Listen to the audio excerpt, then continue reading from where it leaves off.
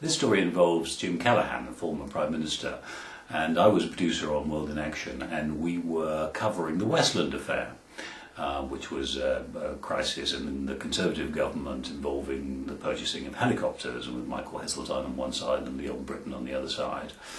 And it seemed to us it would be a really interesting thing to do, to see if we could get all of the former Prime Ministers who were still alive to say, in these circumstances, if I was Mrs. Thatcher, I would resign.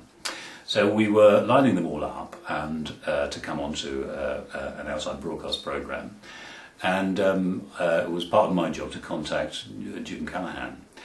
And I asked Jim Callaghan would he be prepared to be on the programme, and he said yes he would, and asked the time and the place, etc., etc., and it was fine. And then time went on. We didn't know who was going to chair this debate, but eventually it was clear that it was going to be Peter Jay who was going to chair it. Well, Peter Jay had, until fairly recently at the time, been Jim Callaghan's son-in-law. But of course there'd been an acrimonious divorce, all sorts of unpleasant circumstances, and they'd gone their separate ways. So I didn't really know how to handle this.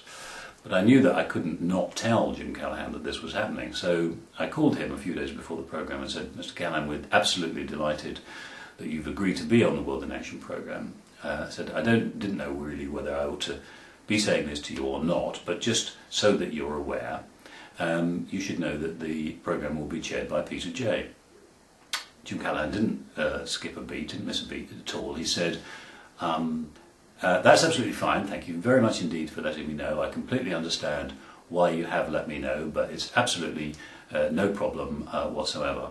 And he put down the phone, and we never heard from him again.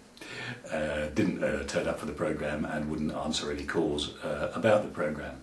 And I thought afterwards what an incredibly clever thing this was, because if he'd gone up in a blue light and said,